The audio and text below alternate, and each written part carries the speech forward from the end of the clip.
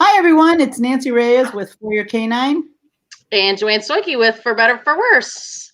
So let us know you're out and about there. We're going to talk about winter sports and dog power sports with two young ladies that do it on a regular basis. I am not a cold weather girl, but neither is Noel, but she seems to like to do it. So today we have, hi, Mel. Today we have Chelsea Murray from Georgia, and yes, she has a Malamute or two in Georgia. Yep. and our own Noel Dagley with, of course, her wonderful Huskies. So today, one of the things I wanted to kind of, Joanne and I talked about wanting to expose people to different dog sports. There's a lot more other things you can do. And whether you use it as a sport or as a great training experience, I think the more we know what's out there and available, I think the better we are and the better we can have more stuff we can do with our dogs, right? Sometimes we're always looking for different things, and these are two quite interesting sports, and a little different than most any other dog sport out there. So we wanted to chat a little bit about sledding and skijoring and bike joring and all those different. There's sports that are not as common, right? Go ahead, Joanne. Oh, nothing. No, I was just saying. I think it was Erica that mentioned Canicross, and I really hadn't heard of that really. So I know that's one of the other things to talk about tonight. So interesting. Right. So what we're going to do is we're going to have Chelsea and Noel introduce themselves and let us know how long they've been doing their sports, and also Chelsea is also does online classes for those sports, which is pretty impressive because it sounds hard in person. I can't imagine doing it online. It's actually easier than you would think it is because we focus on teaching the dog skills, right? And that can be done in person and online, as you know. Yep. All right. So I will start with Chelsea, since she's mostly all of you know Noel, but we don't. Chelsea's new to our group. So Chelsea, can you tell us a little bit about you and when you started and all that? Yeah, absolutely. My name is Chelsea Murray, and I own and train at Positive Futures in Atlanta, Georgia. And it is quite warm here for most of the year. So it's ironic that my passion sport is in the winter. But with my Malamutes, we enjoy dog-powered sports. So I've actually been involved in dog-powered sports since 2012. And I mostly do Canicross, which is dog-powered running, and bike joring. So the dog is out in front of a mountain bike pulling you on trails. But we do some ski joring when we're able to vacation with our dogs. We do have a scooter, so we go scootering, and there are a few other bigger dog-powered sports equipment, we shall say, on the wish list. So we will be adding to our equipment shortly. So what breeds do you have? I have two Alaskan Malamutes, Lennon and Lucy. Okay. So dogs that you stereotypically see in these sports, but certainly these sports are not limited to these breeds. Mm-hmm. And so my question is, did you get the dogs and then decide to do the sports, or did you do the sports and then get the dogs? So we always hiked, biked, ran, but we got the dogs before even really kind of dreaming of getting into these sports. And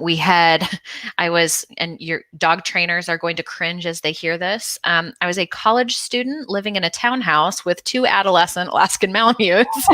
And we were already really active with them. But of course, as we all know, that's a challenging breed in a challenging environment. So we were looking for more. We wanted more outlets for them to burn off this extra energy of theirs in a positive way so that they could live peacefully inside. And so we were hiking with them already. And then, after diving a little bit deeper, found out about kind of these sports that you can do if you don't have a big team of dogs. We think of seeing sledding, which I know Noel will talk about, but a lot of us don't have a house full of dogs. We only have one or two. And so I was really happy when I kind of came across these sports, as a way to still kind of pay homage to their heritage of the breed, but do it in a way that worked for us without having to, move to Alaska. And Okay. All right. Noel, so when did you get into, because now you're on your second round of Huskies. Yes. So, and yes, Noel she went from 7 Huskies to 3. So, so she's been through the gamut. So tell us a little bit about when you started and all that. So I've owned Huskies for over 23 years. I started in sledding about 20 years ago. Our local Husky club that we aligned with or got in touch with, because we got the Huskies and we thought that it was a cool breed. But I wanted to do more things with them that were more like them. I didn't know anybody who had Huskies before, so I wanted to talk to people who had Huskies. So we met up with the breed, with the club, and they were having a sledding outing. So that was our first experience with that. They took our 2 dogs at the time, and they hooked them up to their experienced teams. And the dogs took to it like water. They did it like they had been doing it their entire life. And then the following, I don't know, about 2 months later, we went to a winter picnic. And yes, Husky people do have winter picnics in the snow. And so we do a lot of sledding, and they introduce new people and dogs to the sport of sledding. So my friend hooked up my 2 dogs and put me on the back of her sled and said, "Okay, go." So I didn't know what the heck I was doing. My dogs just kind of pulled, and we got through it. But I have to say that when I came back, I was hooked. Even though I didn't know what I was doing, I knew that this is something that I wanted to do. And yes, I am not a cold weather person. So I had a lot of learning to do on how to stay warm in the cold. So hot hands and hot feet are your friends. And lots of very warm clothes.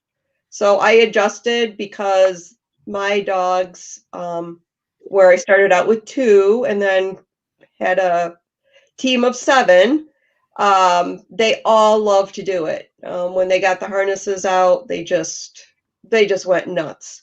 And they enjoyed it. And so that's why I just stayed with it and kept going with it.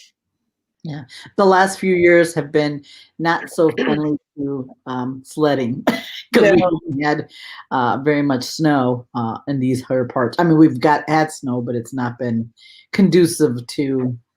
No, we've pulled the sled out maybe once a season in the last 3 seasons. So it's been a little heartbreaking, but we do wheels.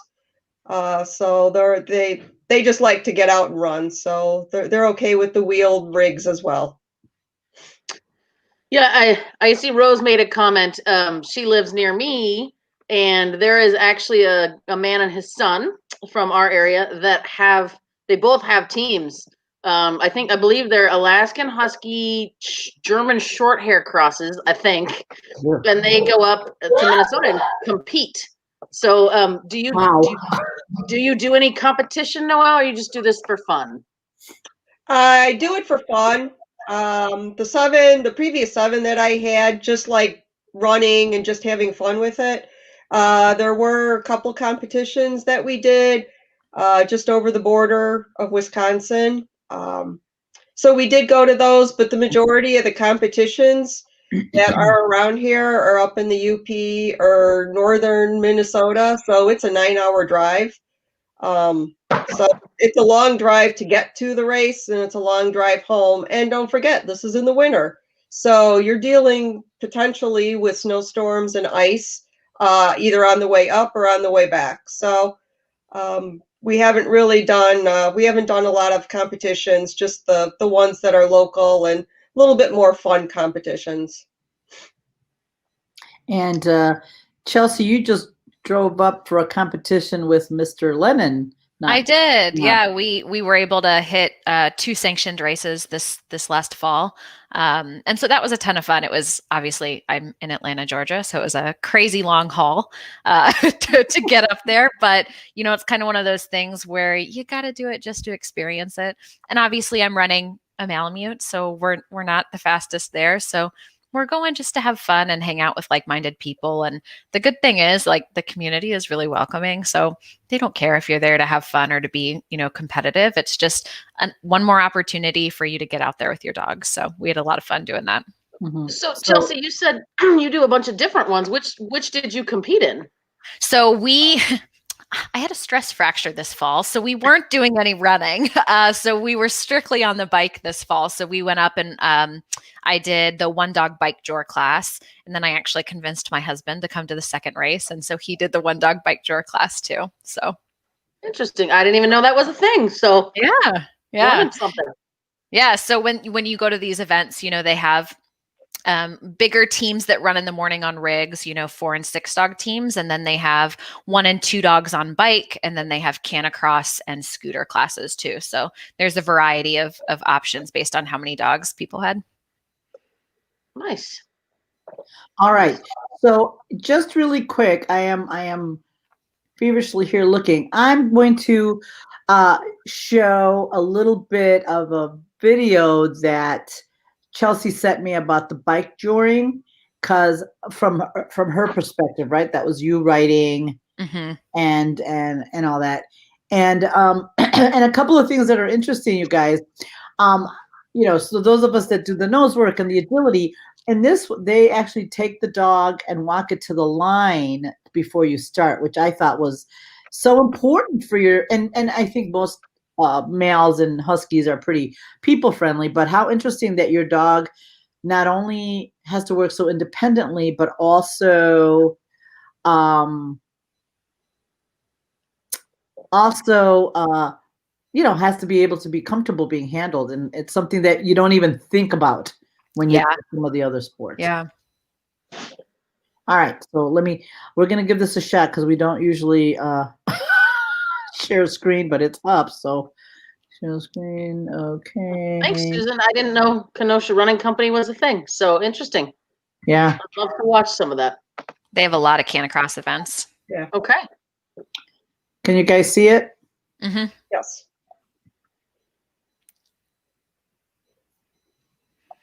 Yeah, so this was at the second race we did this fall, and it'll bounce back and forth between our 2 different dogs and both days on the course. But you can see that when you're kind of standing in line and ready to go into the chute, somebody is generally holding your dog, just because they get pretty excited as they know what's coming up. So this is actually our girl Lucy, and then that seal in white is my boy Lennon. Mm-hmm. So can I ask you about the equipment that's on your bike? Yeah, so the bike, the big silver arm that you see kind of coming out is called an antenna, and that helps hold the line so that it's elevated over the front wheel, because we certainly don't want that line getting tangled in the bike. And then the line that the dog is attached to is part bungee, so that when they pull and when they kind of change directions, that bungee helps absorb some of that shock, makes it more comfortable for the dog and a little bit more of a smooth pull. And then the dogs are wearing harnesses that are designed for mushing, so they fit the dog in a very particular way to make sure that they do have full range of motion. We don't want any shoulder movement getting impeded. And then it does allow for big, deep breaths, so that the dog is really able to safely pull, because they're going pretty fast and they're putting quite a bit of pressure into that harness. Yeah, I see that. So this is your girl Lucy, right? Yeah, this is Lucy. Yeah, so this was my husband on the bike when she's going. I was trying to watch your shadow there. Now, are you pedaling as well, or is this just the dog strictly pulling? Nope. No, you're pedaling too. Yep, absolutely. So this course was about 2 miles, and you can see it's pretty open. It was in a big field, which made it pretty challenging for some of the dogs. On the GoPro footage, day one, you can kind of barely see where the trail is. There were a few, fence lines where some of the turns were approaching, and then you can see some people on to make sure that everyone's kind of moving in the right direction.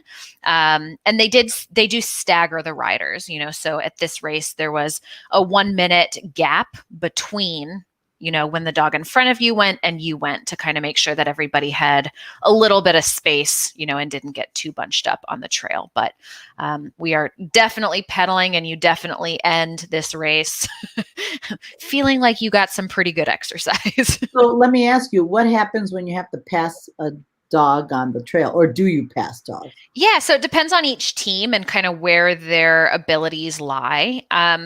Both days we did encounter, where we passed, which means that you're traveling faster than the team in front of you. And at each race, they'll kind of give you guidelines and tell you what they want you to do. But generally, you will call, trail or passing on your left, and give the musher ahead of you guidelines on what you want them to do. If you want them to pull over and stop, they can do that too. We generally would just call, passing on your left, and then cue our dogs on by so that they would pass the team. Fortunately, at an event like this, there's ample space. You can see there's lots of grass, next to the trail on most of it. Some of the, the event I went to earlier in the fall was a little more in the woods. So it was a little bit harder to pass other teams, but fortunately that event was staggered quite a bit. So there was very minimal passing at that event, which made it a little easier for each team. So how old is Lennon? Lennon is 5 and Lucy just turned 8. Okay. Because you could tell Lennon is still very youthful. He's got all kinds of happy emotions going on. And and we'll get into this a bit later because we'll watch some of Noel's video, but you can see he's like, what's over there? Oh, yeah. And he is like the most social Malamute on the planet. And so when he's like hanging out, he's like looking at everybody nearby, like blowing them little kisses in the air. He's like, oh, hey, don't you want to come over here? Lucy is much more business. Like, she gets up to the start line and she's like, okay, we're doing our thing. So every dog is a little bit different when you run them. But yeah, he's definitely our goofy social boy. So Michelle had a question, which is what I was thinking too. Like, as he's looking off, like, hey, have you ever had a dog take off after something else, like a rabbit or a squirrel or anything like that? Oh, the joys of critters. Yes. One of the foundation behaviors we teach to all dogs that go in harness is a really good on by. So it's kind of like what most people think of as leave it, like, hey, don't go after that, ignore that. But on by kind of goes one step further, and it means ignore that and pass it. Right? I don't want you kind of going off the trail, but yeah, I'm sure every musher out there, regardless of what capacity you enjoy it in, has experienced, some sort of funny critter moment that they could share about. Because there's all kinds when you get on the trail. We've seen horses, we've seen goats, we've seen, obviously a bunch of deer. So you can see it all. You just one more thing you got to work on. Well, it reminds me of was it your team, Noel? There was a little vole that crossed in front of it. Oh, that was Mike. That was Mike. That's right. And he didn't make it. The dogs were like, we're gonna get it. It was very entertaining for moi. Well, you got to witness in person. No, I got to watch it on the video. It was hilarious. Yeah, it was actually during one of our demos, and somebody caught it on video, so it went viral. It was great. Nice. I was like, wow, look at that. Yeah, you could see the dogs are like, oh, we shouldn't go after it, but we're gonna. But we'd like to. We will. And I'll show Noel's videos and she can talk about it. But the reason I'm showing the videos so you could kind of see what we're talking about, because we wanted to get into some more training aspects about how because I am fascinated that the dogs, yes, they like to pull, but they're in harness. How do they leave stuff away? The on by, and which Noel uses all the time at work. So I've heard it often. and making that really strong, because it's like you're right, it's like a leave it command, but it's so much more than a leave it, right? Yeah. So much more than that. So all right, so let's share that one, because yeah, I was like, it's a leave it, but there's so much more than that for sure. I think we need to share the video of the mic. Share the link of the mic video afterwards. I would You know like what? to see that. Yeah, because that's good. Okay, can you guys see that? Yes. So this is so this really quickly, Noel, could you talk about what's happening here? Sure. So this is Luke. This is my youngest. And before he was put on the team, he was kind of he came in kind of at the wrong time, because we usually start training or getting them on the team when they're about a year old. And he was about 6 months old when we started training, so a little young. So I put him in harness, and the first thing you have to do for training is get them used to the harness and get them used to pulling. So if you've got like a detergent bottle or something like that, you fill it full of water so that they get used to that pulling feeling. And so what I was doing, when he was 6, 7 months old, I was getting him used to that pulling feeling. And the goal is that you don't lead them around, that they want to do it. And you can see that the leash is loose. So he is pulling it himself. And because he did so well, he actually won his way on the team very quickly.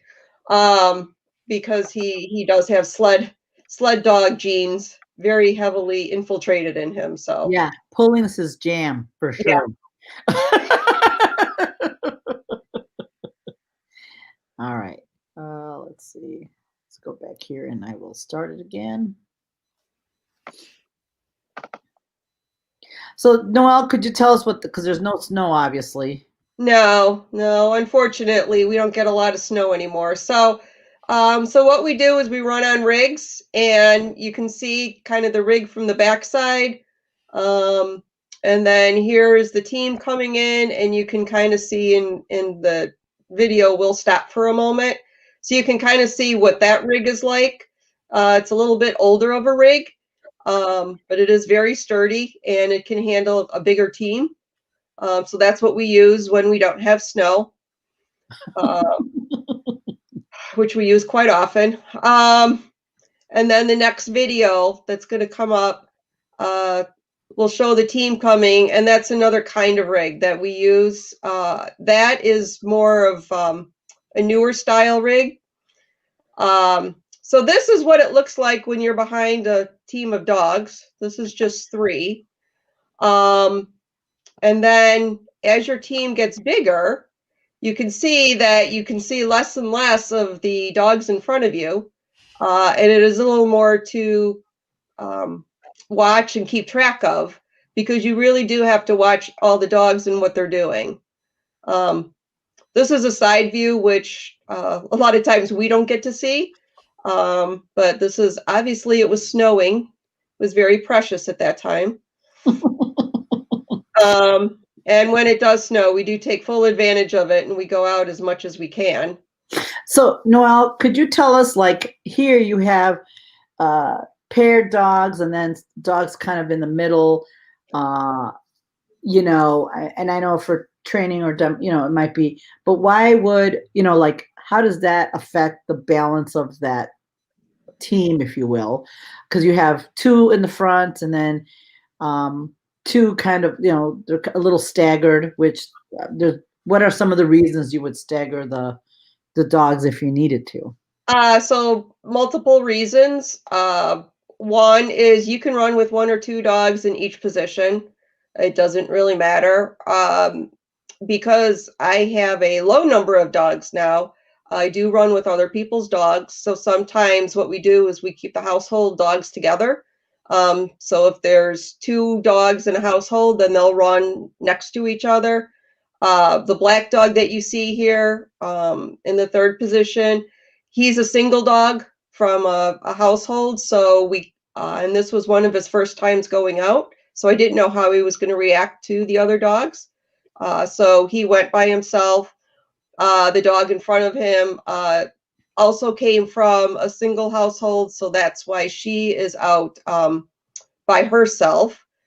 And then the two dogs in front are the lead dogs. One was a brand new leader. I had just gotten him. The other one was an older leader, and he was actually training the younger one how to be a leader, which is why he's back a little bit. That's how they train them. So we got a couple questions here. Same question. What traits do you look for, and how do you choose your lead dog? So your lead dog pretty much determine you can't decide who the lead dog is. The lead dog decides who the lead dog is. So it's somebody who wants to go, somebody who listens to you, somebody who has the determination to go. I had tried several times with my older team to get one of my dogs to be a lead dog, and he wanted no part of it.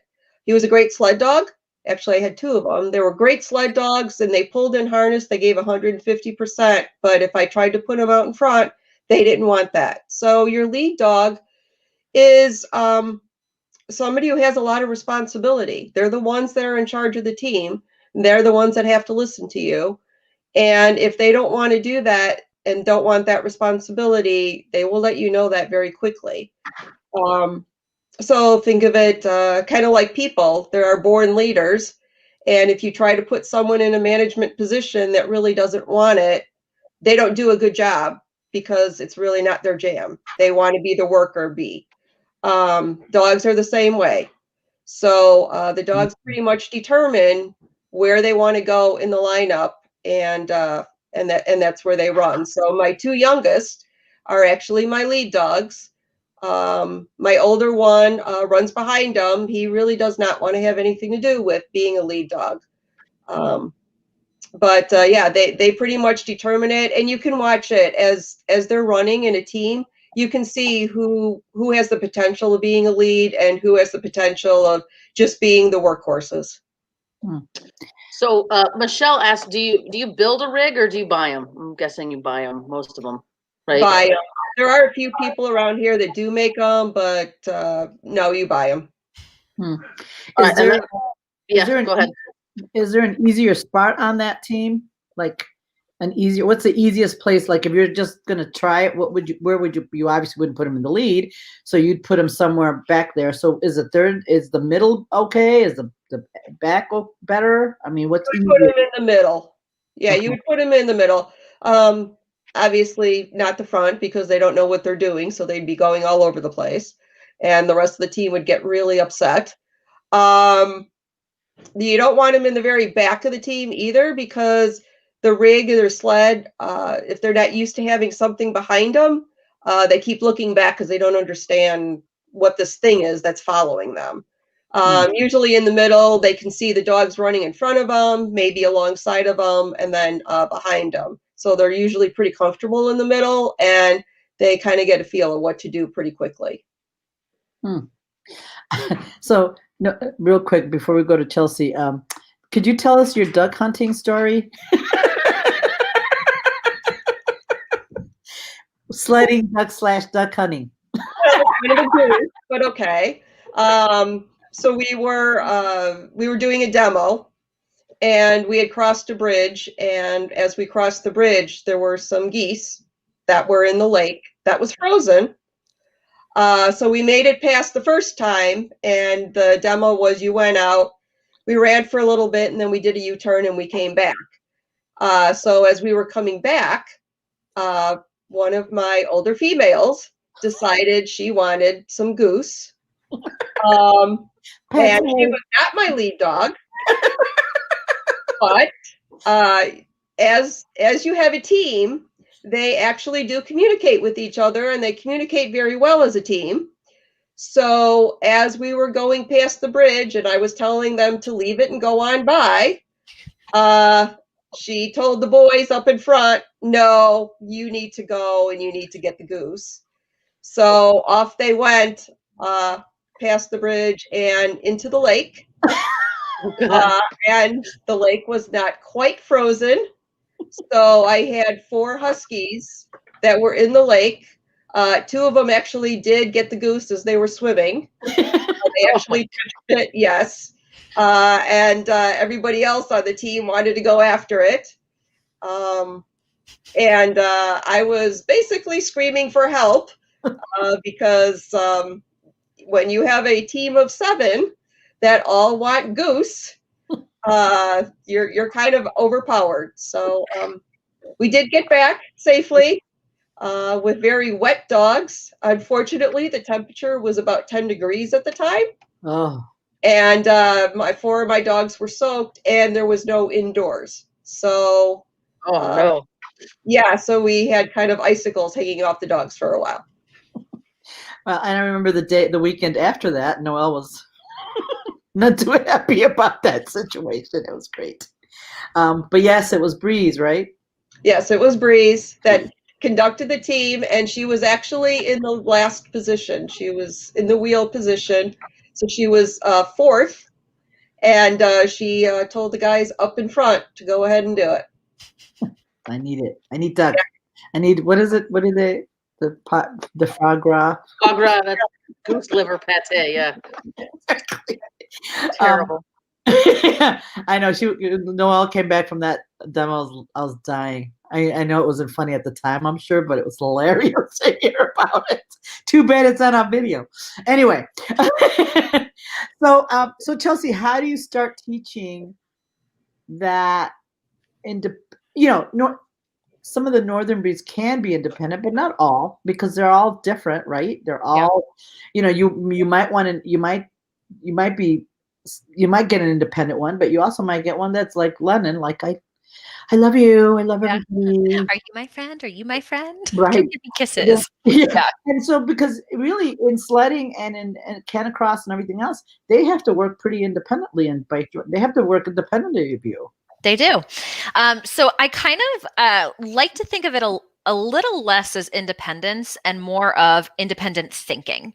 And that's something that all dogs can learn. It's obviously a trait that comes naturally more to some breeds than others. But, it's kind of like, I know you guys do a lot of nose work. It's kind of like teaching nose work. You have to teach them what the job is, and the job needs to get reinforced. And so a lot of, the people around me and a lot of my clients are working non-traditional dogs. We've got some sight hounds in it. We've got, our border collies. And as long as the dog learns what the job is and learns that that job is fun, then they can do it. So we start, of course, by teaching a bunch of foundations. We teach them skills like how to line out or move to the end of the line and put pressure. And that's, I think, the biggest step for a lot of the dogs that are not used to pulling or aren't sure about it, because one of the biggest differences in our mushing sports versus all the other stuff we do is that they're looking away from us. If we think of our obedience or our agility, it's like, hey, check in with me, go do that thing, right? And we're directing them, we're looking at them. There's a lot of eye contact, and eye contact is something that all pet people, reinforce a ton. So now we're saying, hi, I want you to be facing in the other direction, but still listening, right? And so teaching that line out, teaching them how to walk away from you and maintain pressure on the line is generally the hardest for people that don't have a dog that's already eager to be pulling, or don't have a dog that's, more naturally independent. So we kind of start there, and we start on the ground. I'm not hooking dogs up right away because, again, a little different than Noel. Noel's working a bigger team where it's very easy for us to connect experienced dogs with inexperienced. But my people are pet people that have 1 or 2 dogs in the house and are just looking to get started. So everything is done, in the house, on our feet, kind of building up from square one of teaching. I want you to be out in front of me with pressure, and then all the other skills, right? How to pass, how to leave a distraction alone, how to turn right and left, how to stop. And so those are all skills that, again, we kind of start in a living room, in an office, at home. And then as the dog starts figuring out what that word means, we start attaching that word to the position of being out front. Okay. So Lydia was asking what can you do for a 6-month-old puppy, but it sounds like for a future in Canicross, but it sounds A like ton. that's it, right? Yeah. Last in Yeah. your living room, teach them commands. Yeah, a lot of people, there's not a ton of info out there on how to get started if you don't have a big experienced team. So a lot of people think that they just hook up and go, but just like any other sport we do, there's a lot of foundation and groundwork that has to be done. And you can start that with 8-week-old puppies, but it's stuff like teaching directions and position. It's not putting a ton of pressure on the line and going out and running. It's those important foundations. And by spending time on those early, by the time the dog's growth plates are closed and it's safe for them to go out running, you'll be ready because you've spent, the time of puppyhood working on all of those foundations. Yeah, so let me ask you both a question. I have a gigantic beast that loves to pull. So, right, so if I am working super hard on my leash skills, right? Don't pull on me, don't pull on me, don't pull on me. But I think he might find that fun. Like, how do you find that happy medium where it's like, here, I want you to pull your little heart out, but don't pull on me here? What do you do with that? Yeah, there's a few things you can do. My dogs can walk on a loose leash and they can do it in a harness, but it's a different harness than the one they pull in. Okay. So that context clue of equipment is really important. And then remembering that one of those behaviors might be more fun for the dog. So we might need to spend a little more time through that transition of teaching them both, reinforcing the less fun behavior. Right. So if my loose leash walking, I didn't need cookies anymore, I might have to bring them back out and just reinforce to really make it clear. This means we're pulling. This means loose leash. And then for me personally, I use different words. For my leash walking, it's with me, and that means loose, and let's go, right? And leave it. But my mushing is line out, on by, gee haw, so the context of equipment and environment really helps the dog as well. Okay. Yeah, because I could see Joanne with her Godzilla, because his reinforcing behavior is pulling. Yes. So he'd have no issues with that part. No. Well, he would have to learn. So that brings to another question. Like what like for dogs that tend to be highly aroused, how do you handle that? Like that can get amped up on stuff. No. Yeah. I handle it the same way I do if I were loose leash walking. Reactive dogs can definitely do this sport, but there's just special considerations we need to take into place. If certain big group runs are too stimulating of an environment, then we go, to quieter places to run. Or if I know that my dog gets really amped up while pulling and it makes passing really hard, there's no rule of thumb that says you have to pass every team. Right. So if I am running a dog that's a bit more space sensitive or a bit more aroused, I could easily gee over and ask the dog to move off the trail and we wait while other people pass, so you just have to know your dog and know what works and where they are in their training plan, to kind of make those decisions responsibly when you're out on the trail, like, hey, they're ready for this or they're not, but Joanne tries to do Candy Crush.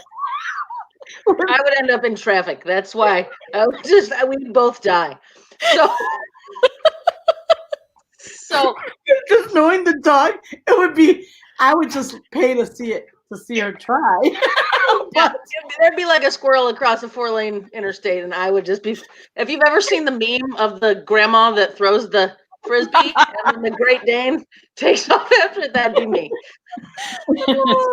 Yeah, that's awesome. But sometimes those are things that would be maybe a nice way to get that out. Get him, have an outlet for. Yeah, like the bike drawing. That's why I was really kind of interested in that. So let me ask you though, right? Like a bike clearly has brakes on it, right? So you could help to use that as a safe, like if the dog's gonna veer off or whatever, right? Sure. We could use that. So Yeah. Noel, I'm guessing with the goose incident, do the summer ones have brakes? Clearly the winter ones don't because you're on skis, right? On the sled. So I was on a sled. We do have brakes, quote Oh, unquote. okay. So basically, it's a big spike that goes into the snow, and we have what we call a parking brake, which is it's a big hook, and you hook it typically into the snow. Unfortunately, in my incident, we were crossing a bridge and they had cleared the bridge. So there wasn't anything to hook onto. Oh, So yes, it was like skis with 7 dogs. But yeah, typically we can stop the team or at least slow them down and then put the parking brake on so that that you can move around and know that the sled should still be there when you get back to the sled. Okay. Okay. um, so Lydia wants to know recommendations of commands common to each to teach for canicross and bike touring. Are they the same, Chelsea, or are they different? Yeah. So, well, first of all, with any cue, it doesn't necessarily matter what it is, right? Like, as long as your word has the same definition every time you use it. I mean, you could say bananas and apples, right? Doesn't really have to be anything specific.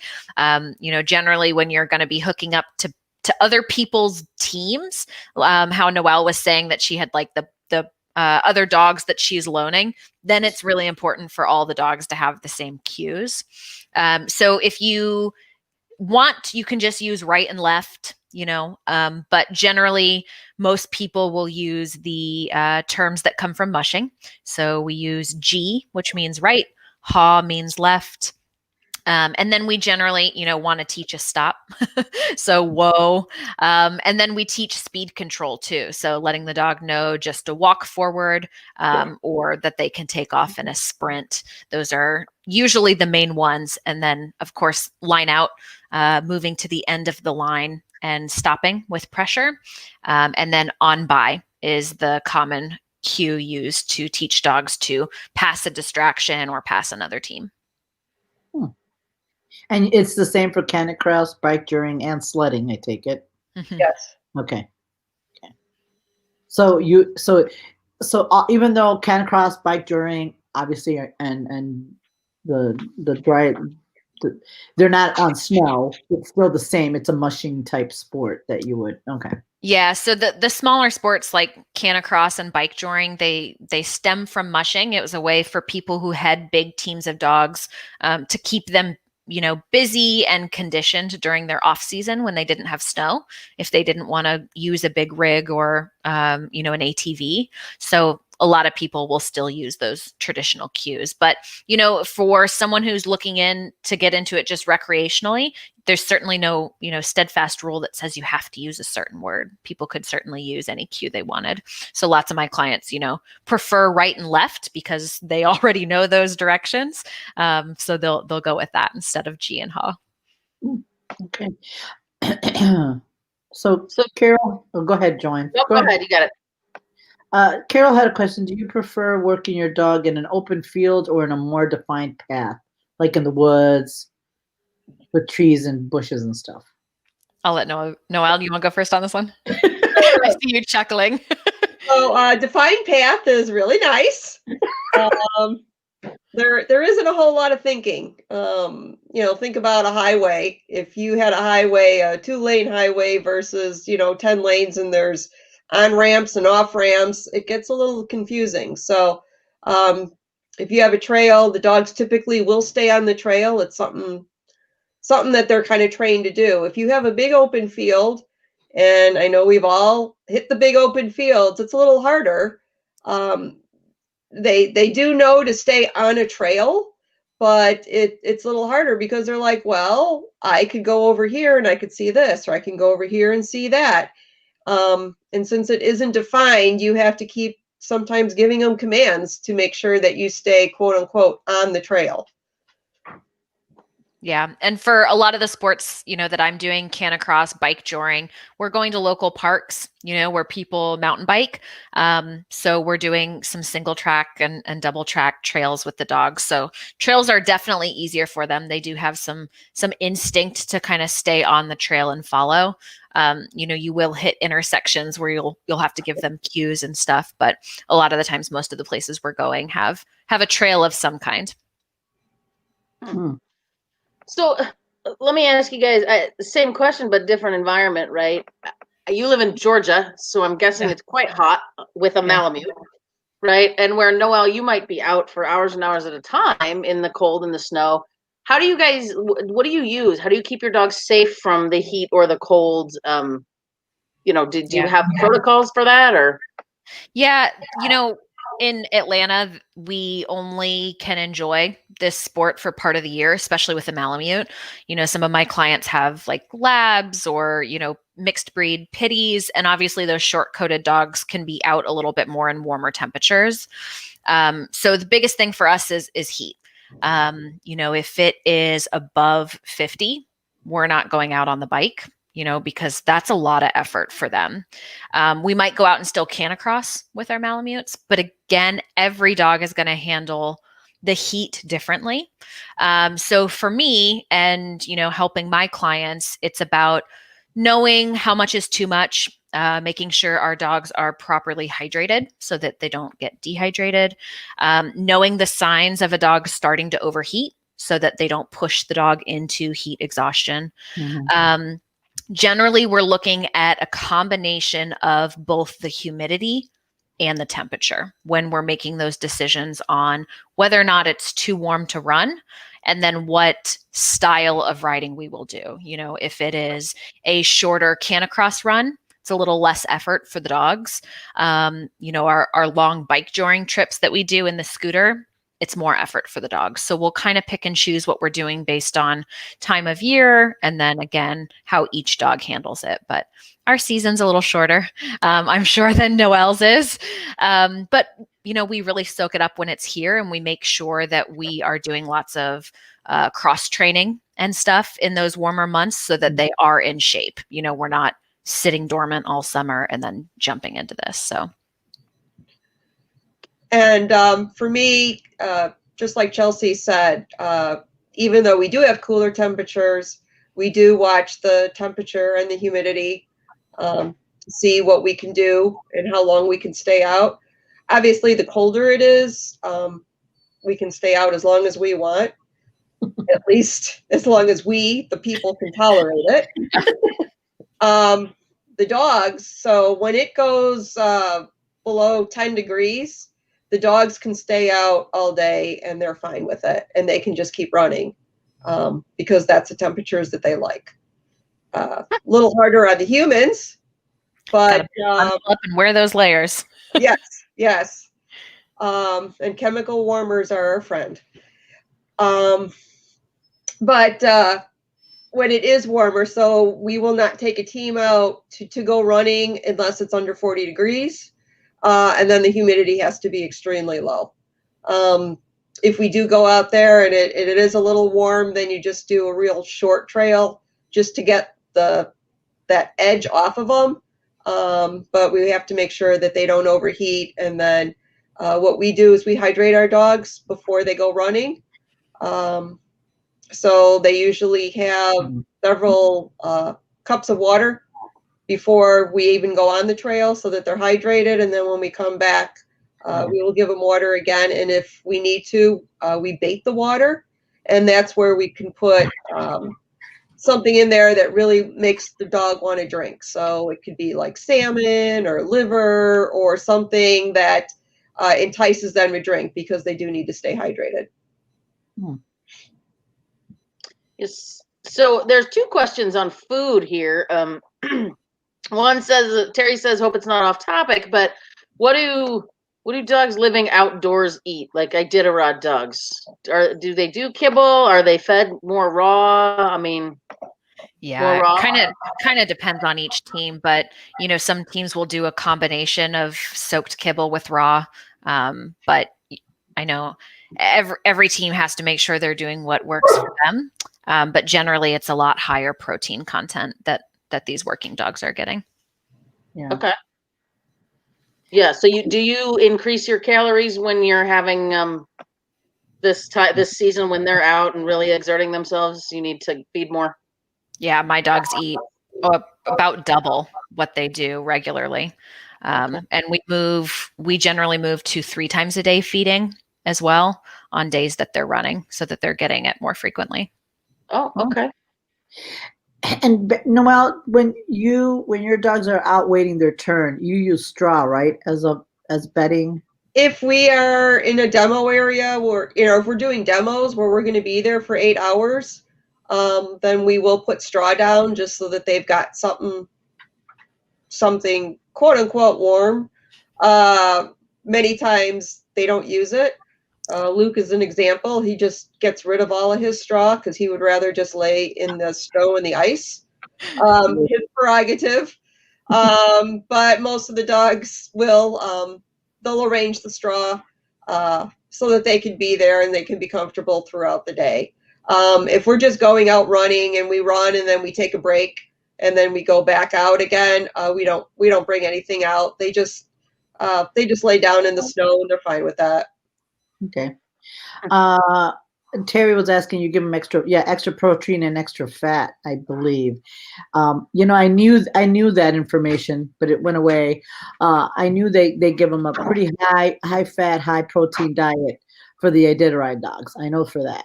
And Karen asked if you'd use electrolytes when working. I think, Noel, did you say they use electrolytes for the Iditarod dogs though, right? They do. They try to they do whatever they can for those guys. They just burn through so many calories. There's supplements out there that are strictly for sled dogs. It has a very high protein, high fat content because they physically cannot eat the amount of food that's required of them for the calories burning. So there's a supplement out there. It's like 48% protein, 30% fat that they just scoop it in. Just to keep them, and then all their meals are warmed. They don't get anything cold. All their meals are warmed and all have a lot of water in it so that they stay hydrated. So somebody asked an interesting question about potty breaks during. So anybody want to take that one?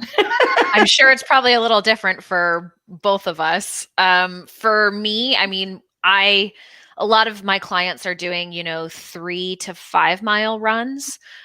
So at that distance, a dog doesn't need to stop and go potty. And it actually can be dangerous if you're on a bike, Sure. And they're stopping to mark on every tree that you pass, you could bump into them, your line could get tangled. So for us, I like to teach pee before, pee after, just like with any dog sport that we do, right?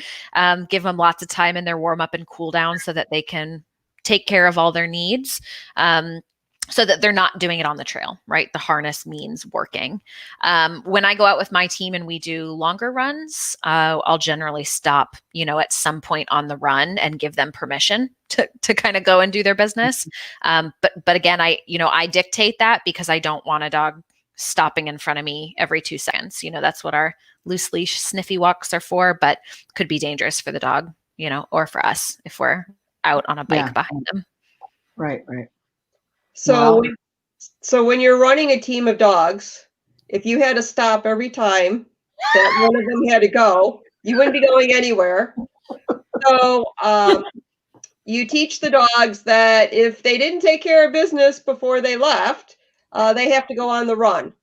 So typically the dogs that are running, especially your experienced dogs, they know to take care of business right away. It's the younger dogs. And they quickly learn that if they don't go, the team doesn't stop. So they have to learn to do whatever they need to do as they're running. And they do. So yes, they do both things while they're running. And usually after a while it lessens and lessens because I can't imagine that it's very comfortable doing it as you're running. Right. But yeah, the team is like, no, we're not going to stop just because you didn't go. We're just going to keep going, and you either hold it until we stop, or you just go as you're running. Interesting. So Melanie had part of another question. So what do you guys do in the off season to condition your dogs? Do you swimming, treadmill? Like what kind of things do you do? Yes to both. We have a canine fitness room set up in our house with a bunch of equipment. So they're working programs that are designed for them by a rehab professional. So we're doing a bunch of fit pause, balance, proprioception, and strength work. We do have a treadmill that I'll do as part of that, and they'll just do like 10 to 15 minutes of sustained trotting as a warm up, kind of associated with the fit pause stuff. And then we do a bunch of hiking, swimming, going out in the environment, still getting their feet on the trails. But again, weather dependent here for us. Swimming tends to be a good option if we have access to, good, clean, fast moving water in rivers or big lakes. So we'll do, hikes where we have access to water where they can kind of swim as part of a cool down. What about you, Noel? So for me, we have a pool, so they can go swimming, and walks. But we also do agility, so that keeps them active as well throughout the off season. We focus a little more on agility during the off season than we do on the on season. Sledding usually takes care of some of their exercise needs. And then I do have, like what Chelsea said, some fit pause and things like that we'll work on for off season as well.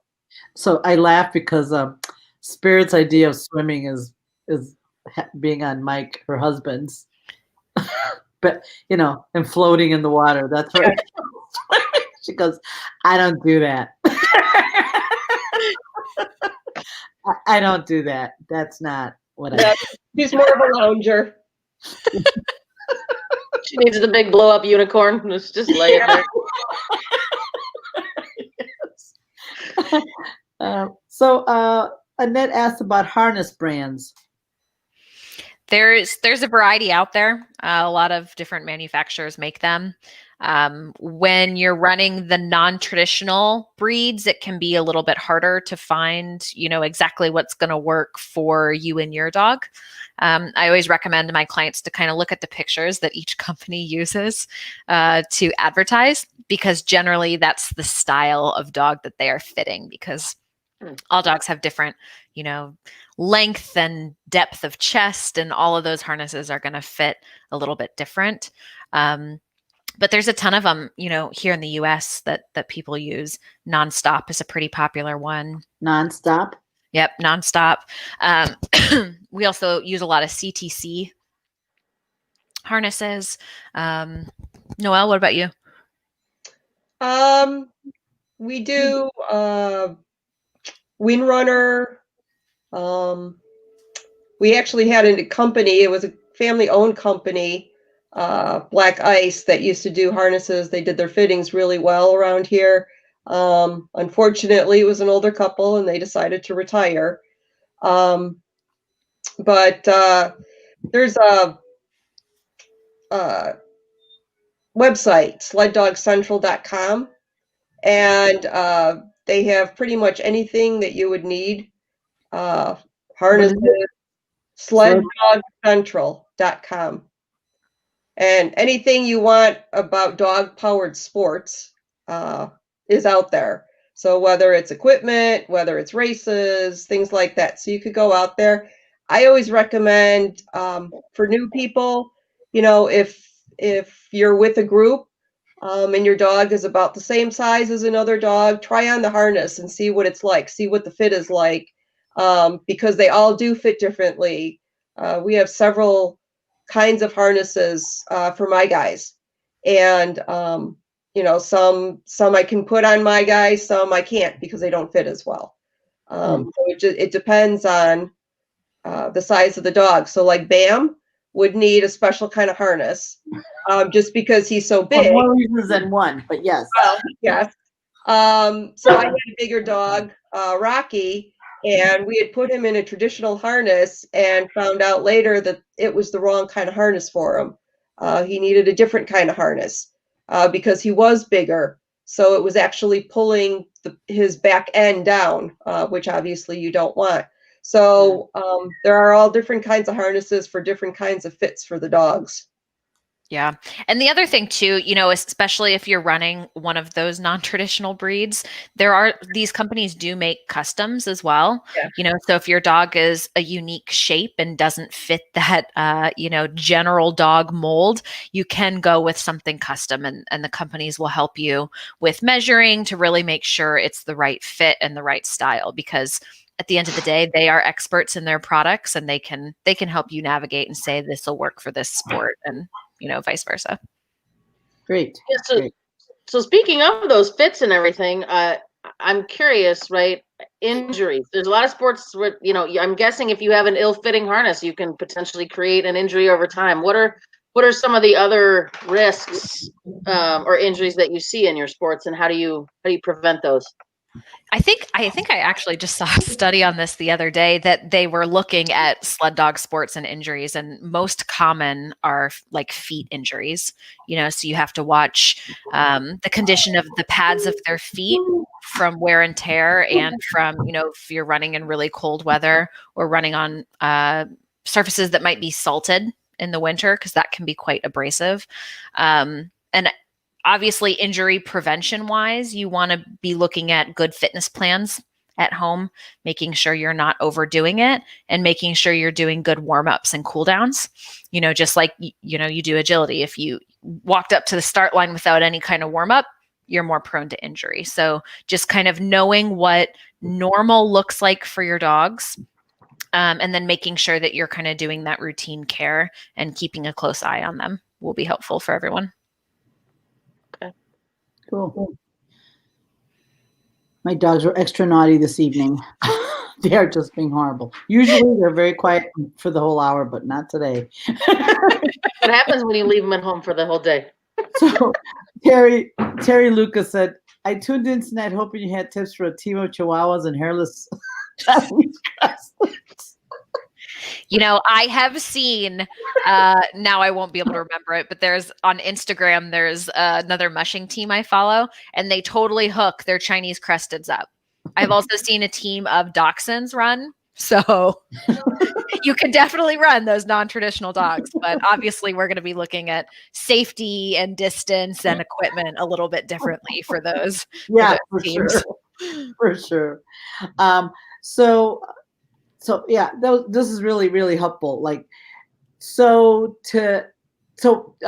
Chelsea, tell us about what your program is. You have Positively Futures. Could you give me your website? Because Chelsea does do online classes and kind of get you started in some of these skills, in these sports, which is awesome. So if anybody's interested, that might be one way. Because these are all sports that are not so common and not a lot of people doing them. So it's nice to be able to, get a hand, to get started or do something. Yeah. So what's your website? So the website is positivefutures.com, and positive is spelled like a dog paw. So it's PAWSITIVE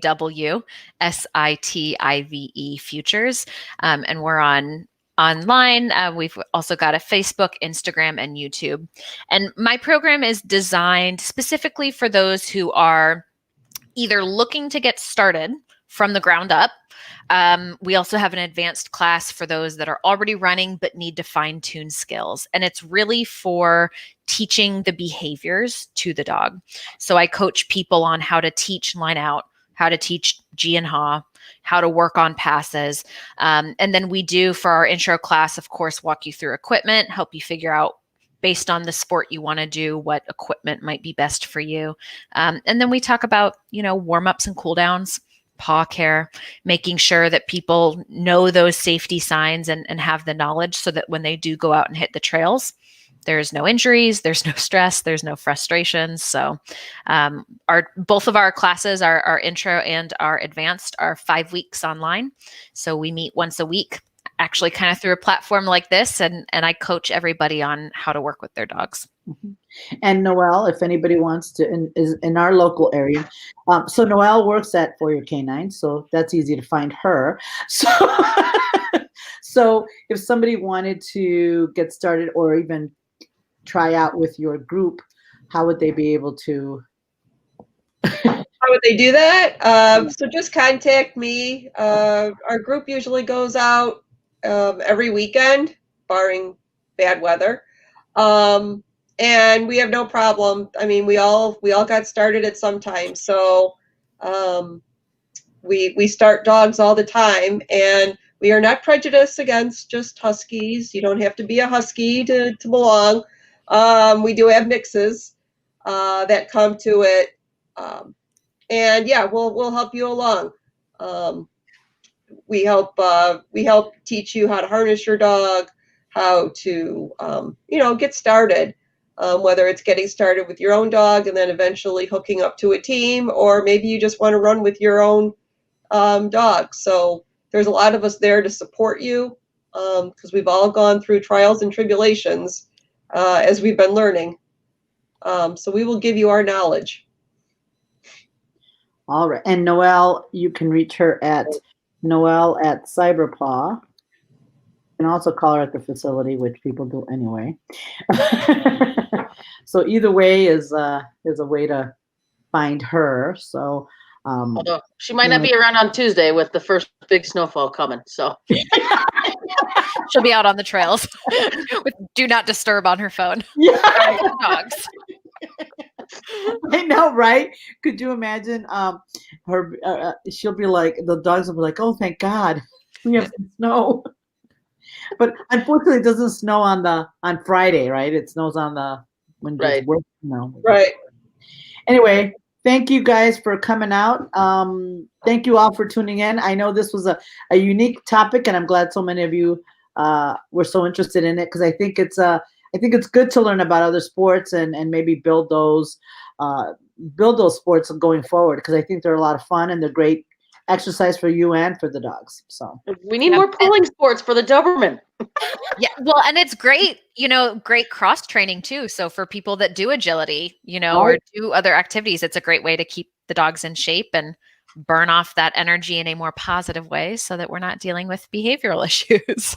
Amen, sister. All right. Thank you all for tuning in. Thanks, everybody. Thank you. Bye.